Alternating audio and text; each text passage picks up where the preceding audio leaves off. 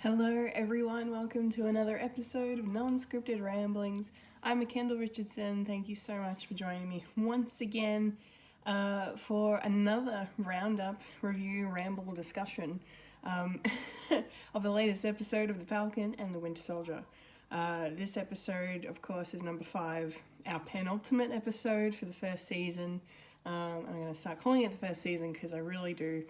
I'm agreeing and feeling the vibe that there is going to be a second season of this show at some point. Who knows when, but I think all signs are pointing in that direction. But this episode was called Truth, and as the episode goes on and becomes clear and it's in its intent, I think you can see why the episode is called Truth. And I think that's because it's a direct reference, of course, to the comic book storyline that where Isaiah Bradley was first introduced back in 2003, and that was called Truth, Red, White, and Black. He wasn't even in the comics until then, so and that was where we found out about the men that were experimented on, the black men who were wrongfully experimented on with the serum in World War II. And so this episode, the fact that it's called Truth and the fact that we return to Isaiah and learn more about what actually happened to him, I think is really no coincidence. It's obviously very intentional. And that also, I think, goes alongside with the fact of Sam, by the time he has reached his conclusion at this episode, has fully accepted that he needs to be Captain America, and he is Captain America. So I'm super excited for next week to see what he's going to look like in this suit, because clearly that case he was opening that Bucky gave to him from the Wakandans is got to be a new Captain America suit, because, you know, he's got the shield now, and that's just all there is to it. So, yeah, this was a really, really good episode. It immediately picks up where we left off last week after the insanely shocking aftermath of of John Walker just going completely bonkers and and killing someone who really didn't deserve to die, someone who looked up to the mantle of Captain America when he was younger, and then ends up being murdered by a man claiming to be Captain America, or effectively acting as Captain America. And that's just it's it's been over a week since we've all seen that, and it's still very impactful and shocking, and I think it will forever be one of the big scenes and big moments that this show is remembered for as we look back on it in years to come. But yeah, we're picking back up, and the cold open of this episode was so intense and so heartbreaking and devastating, just to have these 3 men who all are connected to Steve Rogers in some way, just coming to blows. You know, obviously Sam and Bucky are on the same side here, but the fact that they're all in this fight together and they're fighting for the shield, you know, the fight doesn't even, like, you're expecting a fight to happen, but it doesn't look like it's going to happen until Sam says to John, you got to give me the shield, man. And that's when John turns. Like, he's like desperately trying to convince them what he did was right up until that point, but then he switches and he's like, oh, that's what this is about. You're here for the shield. You want to be Captain America. Well, I'm Captain America, and let me show you.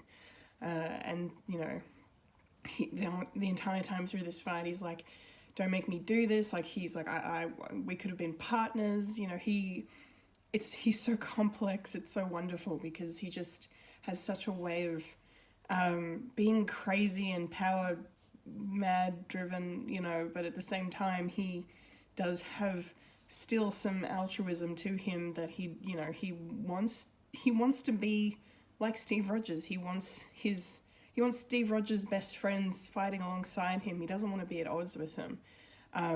But he's so stubborn and so lost within his own tormented self that he just cannot see anything other than his way. And if it means going up against Sam and Bucky, then that's what it means. So, but that fight was it was incredible. And the fact that they had to break his arm to get the shield off of him, that was, that was intense.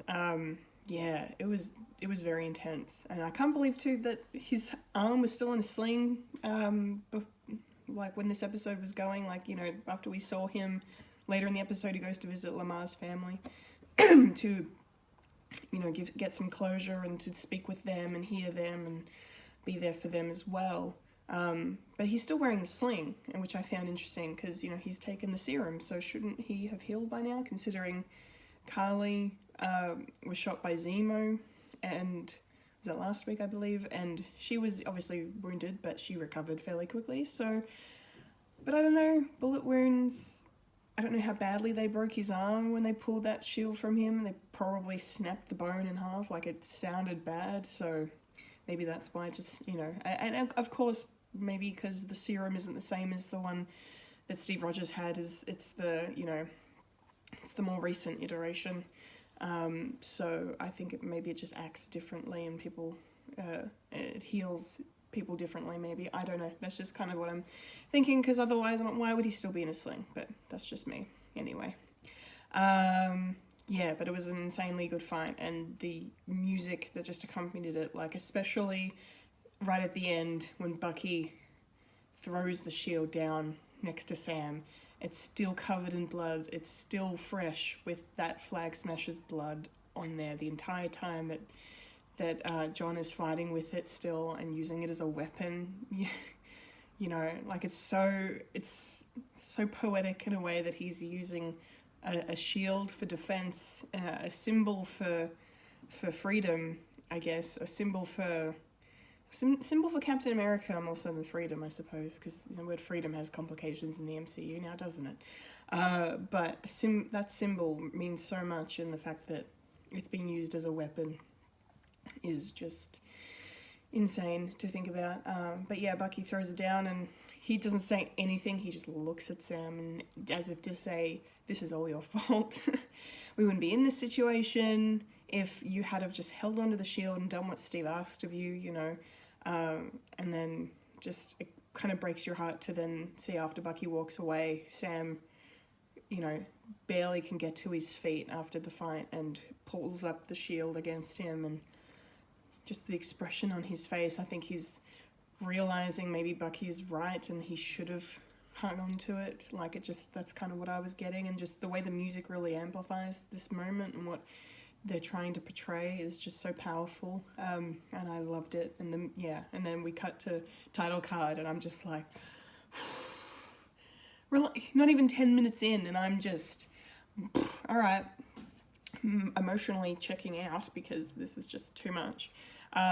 Yeah, it was phenomenal. I loved it. It's probably the best cold open of the entire show, I reckon. What else happens after that? Oh yeah. So, you know, we get to see Torres again, which is great. I really like him, and only bring him up just to mention the fact that you know, he's there for exposition. He tells us that the government is stepping in because of what Walker did, and and so basically Sam and Bucky have been benched in this fight against Carly and the Flag Smashers. So and then I also forgot to mention John Walker breaks Sam's wings off. Which was hard to watch because it felt like a real part of him was being destroyed, you know.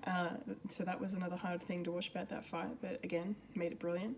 And then Sam takes the shield, walks away, and then Torres is like, "You forgot your wings," and Sam just says, "Keep them." And again, as I've mentioned in earlier videos, Torres is actually the second iteration of Falcon after Sam Wilson in the comics, so that's clearly a nod to him, you know, picking up the wings. I mean, he's been interested in them since the first episode anyway, when he was originally introduced, so yeah, it's all heading to that direction, I think, of Sam becoming Captain America and the Falcon title now going to Joaquin Torres, I think, is just, that's going to be really cool to see. Season 2, baby, Season 2. And then we get the government reprimanding, disciplining John Walker for his actions.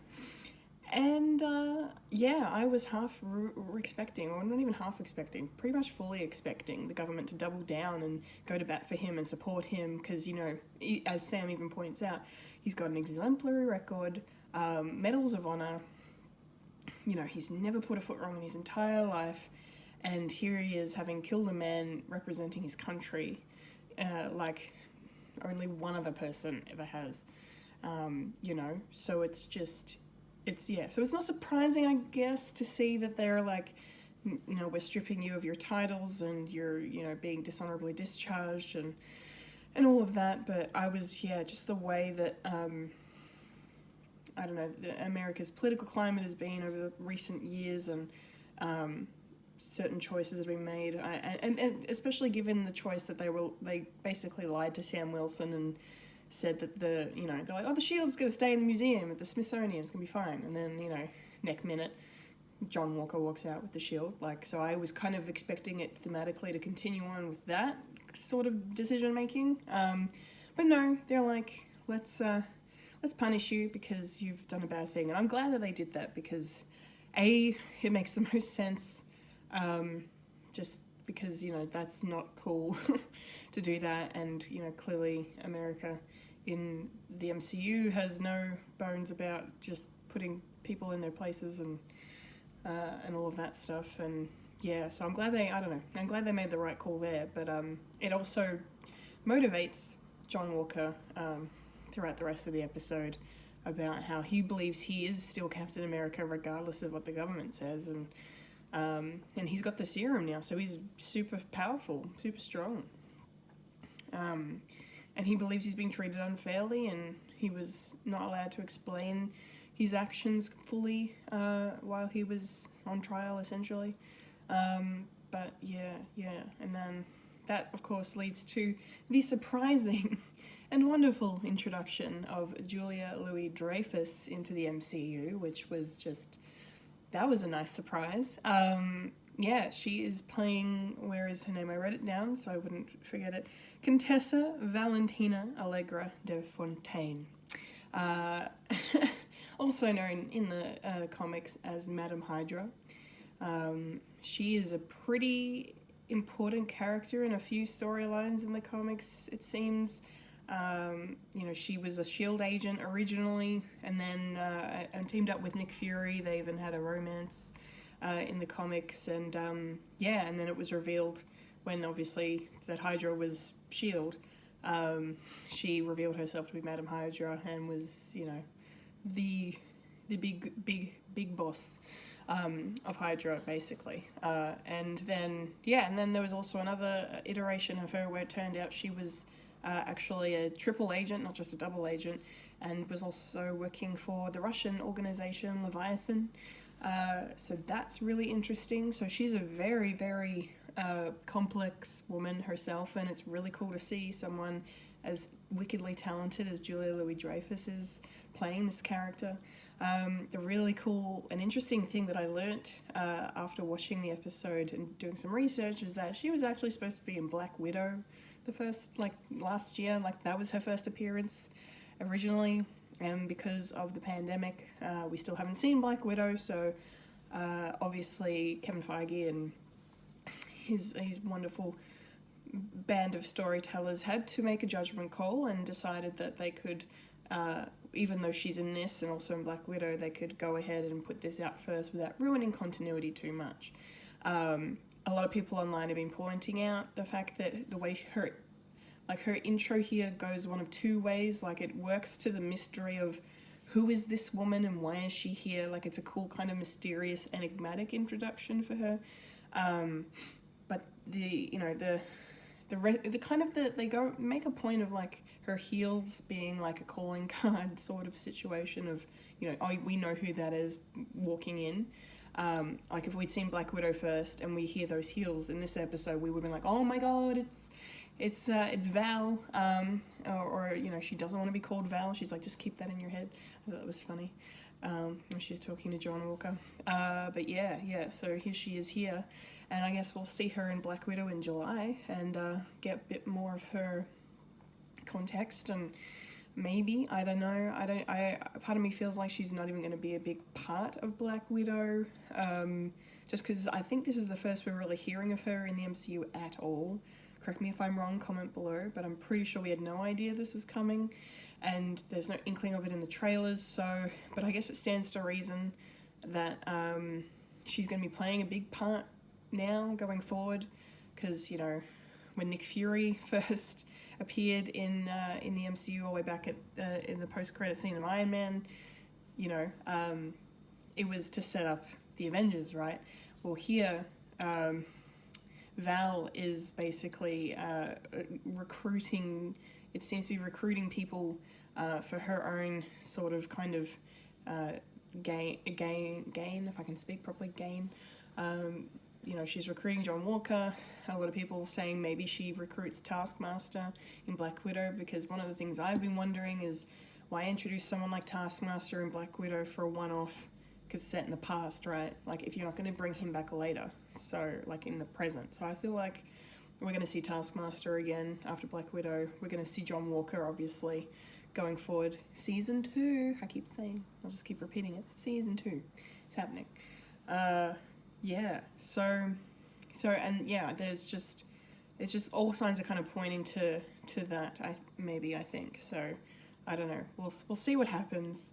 I'm really excited about it, because it's going to obviously play a huge part in where Phase 4 of the MCU goes. I nearly called it Season 4, that's incorrect. Phase 4. But yeah, so cool to see her on board. Really awesome. What else? Oh yes, we kind of get a farewell with Zemo this episode too. This looks like maybe the last time we'll see him. Maybe he'll pop up in the finale.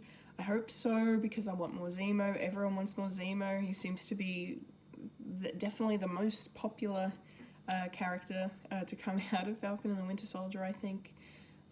You know, now that we have 1 hour video of him on YouTube just dancing, it's just, you know, wonderful. Yeah, but we get him at the Sokovia Memorial, like we were teased in the trailers for this show, and Bucky confronts him there, and Zemo's just so cool and calm and collected, and it's just like, you know, Sam's too stubborn to do what needs to be done, just like Steve Rogers was. You, on the other hand, were trained to kill, as he's talking to Bucky, and he believes that the Carly needs to be killed because she's been radicalized too far. She's too far gone now to be brought back, which is definitely true.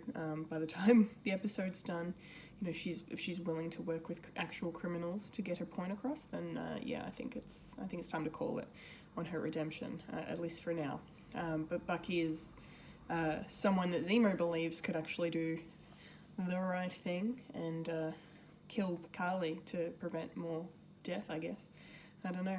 I did like the little mention he made of, I took the liberty of crossing my name off in your amends book. I thought that was kind of nice, and just further proof of Zemo being this really well fleshed out character now in this show, and but I feel like we could definitely do more with him, so hopefully we get to see him next week and pop up somewhere else in the MCU, or even pop up in Season 2 of Falcon and Winter Soldier. But yeah, he's going to the raft now. I'm really glad Bucky didn't kill him, because I was for half a second, I was like, Bucky, no. And he's holding the gun up to his head. I was just freaking out. I'm like, no, thank you, don't want that. Thankfully that didn't happen, and the Dora Milaje, led by Ayo, took Zemo away, and he's going to spend the rest of his days there, apparently. I don't know if that's going to happen, but that's what the intent is on their behalf. So, cool to hear the raft name dropped again. It's all connected. What else do we have? Okay, yeah, so this is the part of the episode where Sam goes to visit Isaiah Bradley, and I'm so glad we got back to him in this episode. Like I said at the top, it's called Truth, and here we have the truth laid out. Finally, Isaiah is willing to talk, and I feel like that's probably the big reason for that is the fact that A, Bucky's not there, and B, the fact that of the, you know, I guess the developments with John Walker have, you know, made him more willing to speak out, at least with Sam. Like, he's, you know, clearly not wanting to reveal himself to anyone, because as far as the world is concerned, he's dead, doesn't exist anymore, which is really sad. And we get to learn that he was married, and you know, his wife died believing he was dead, even though he was just locked up being experimented on, and they prevented her letters from getting to him. Like, it's just so sad. And then one of the biggest takeaways from this whole exchange was the fact that he describes a story very similar to some events that took place in Captain America: The First Avenger, where he went against orders to go and rescue some of his fellow soldiers, his fellow super soldiers even. His brothers, he says, that took the serum with him.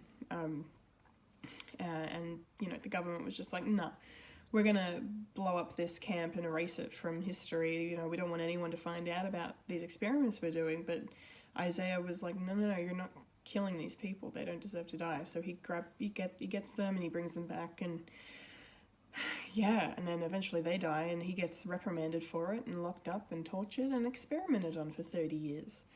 Whereas when Steve Rogers in The First Avenger goes to, save Bucky and his whole battalion from the Red Skull and all the Hydra agents and Nazis, he comes back and is lauded as a hero. He's celebrated for going against orders. He was strictly ordered not to do that. Like, they were going to let them rot in a POW camp, let them be, treated however by Hydra and the Red Skull, and just whatever. But Steve saved them, and because he's Captain America, because he represents everything of what America then, and sadly what a lot of America now want, is this kind of symbol of this white man being the hero. Whereas if they found out that a black man was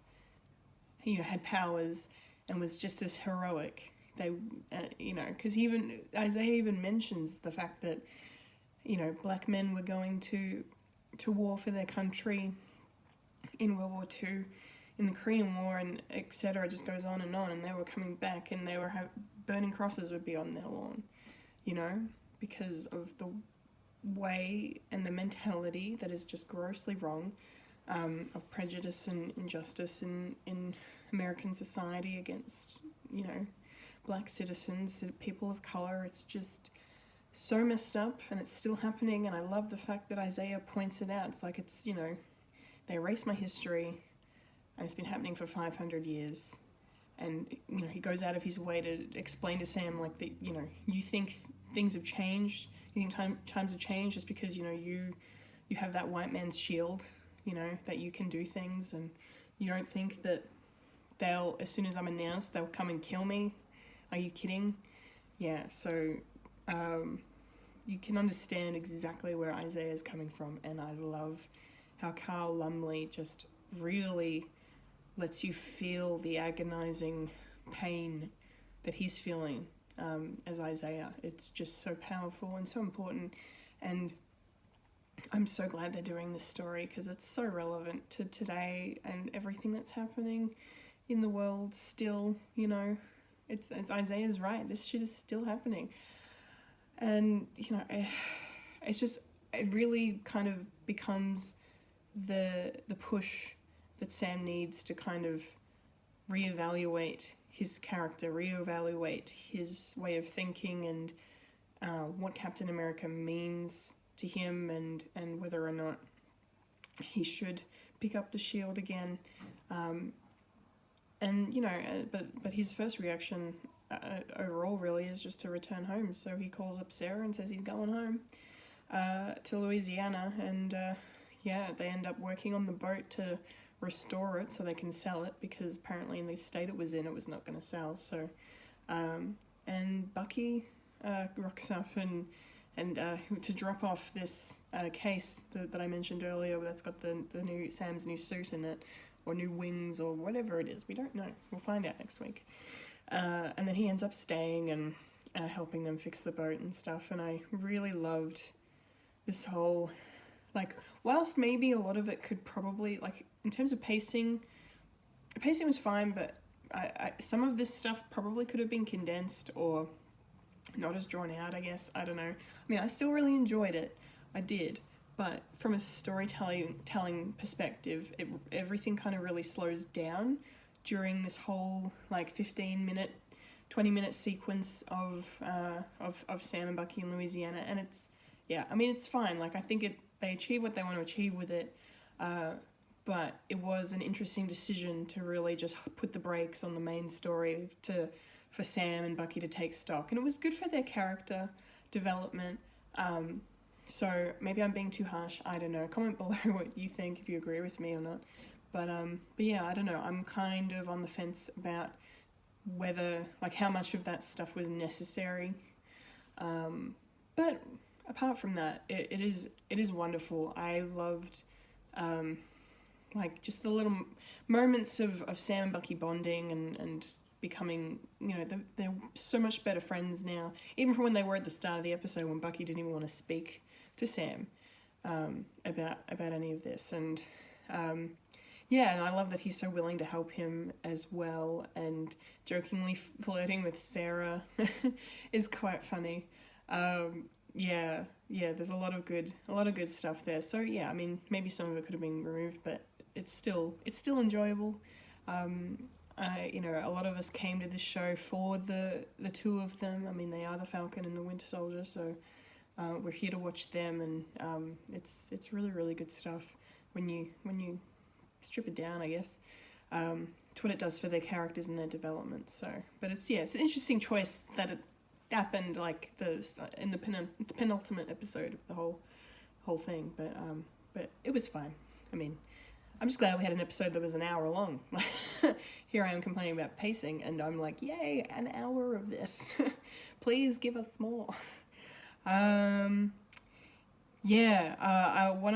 was like two really favorite parts I had during that whole like boat fixing montage thing, and both of them were related to Bucky.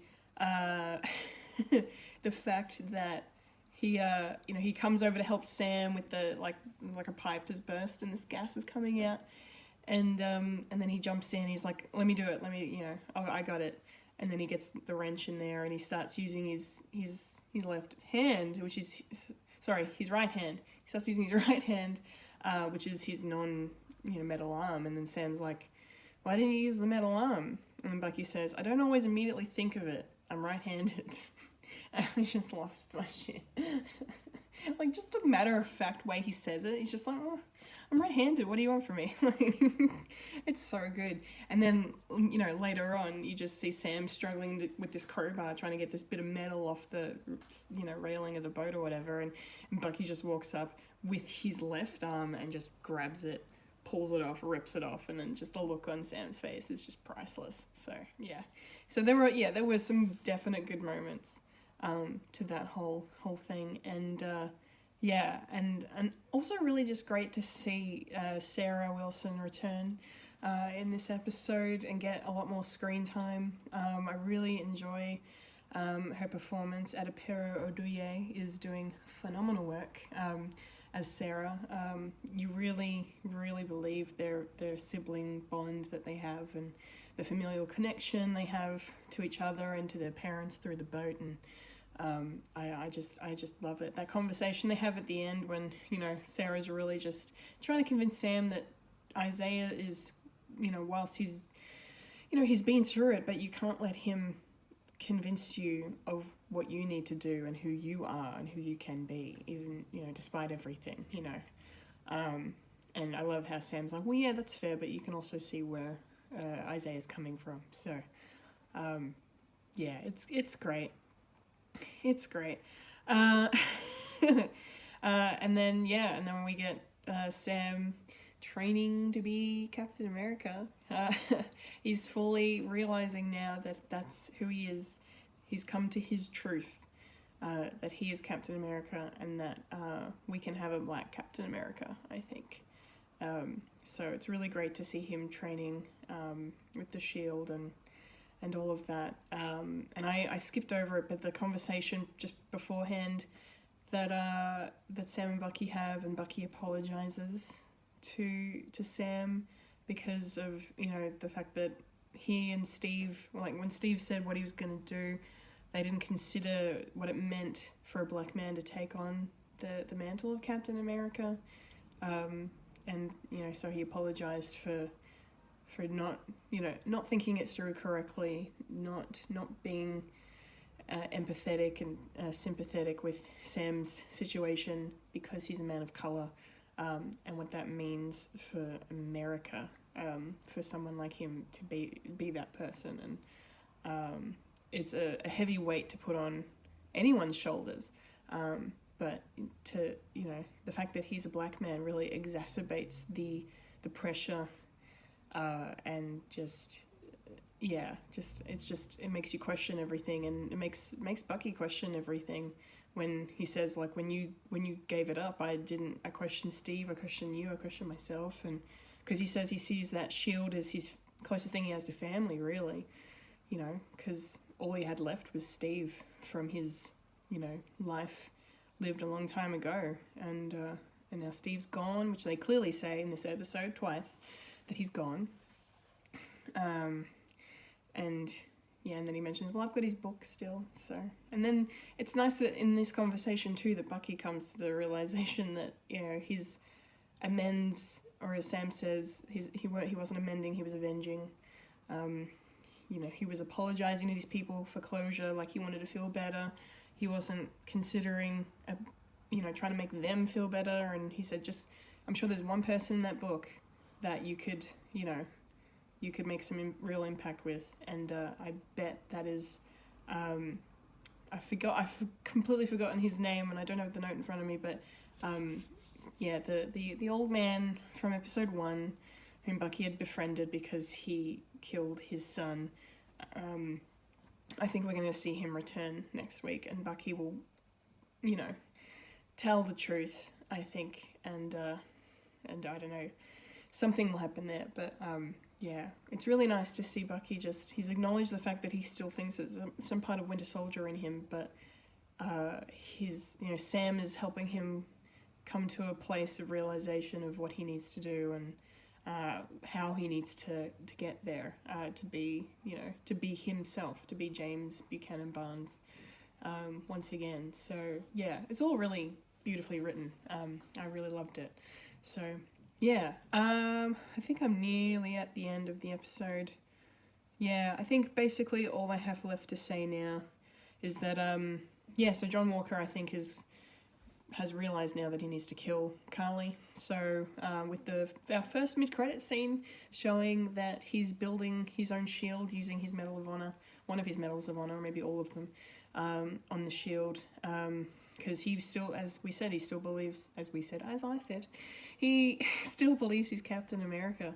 I don't know if this means he's going to start coining himself as US agent, because whilst US Agent was more of the antagonist in the comics, he was at least working on behalf of the American government, where here John Walker does not have the endorsement of the US government. So I don't know what this is going to mean, if he's going to have a name. I mean, Scarlet Witch didn't have her name until just recently, and she's been in the MCU for 6 years, so so he's definitely going to be showing up in some kind of fierce, very offensive, I'm sure, way next week. I hope he doesn't get killed, because I do want more John Walker, and Wyatt Russell is just knocking it out of the park again and again and again. And this week was probably, like last week as well, but I think this week was probably his best performance in the show so far. I was super impressed with him.